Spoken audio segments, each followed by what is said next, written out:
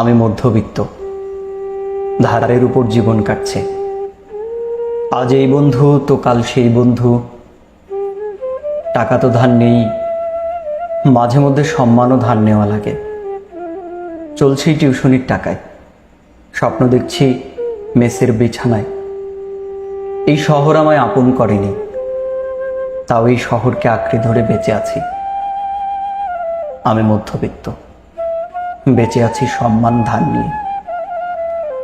কোনো একদিন হঠাৎ ধনী হয়ে যাব, ধবধবে সাদা কোনো প্রাইভেট গাড়িতে চড়ব, সুন্দরী যুবতীকে বিয়ে করব, দেশ বিদেশে ঘুরে বেড়াবো।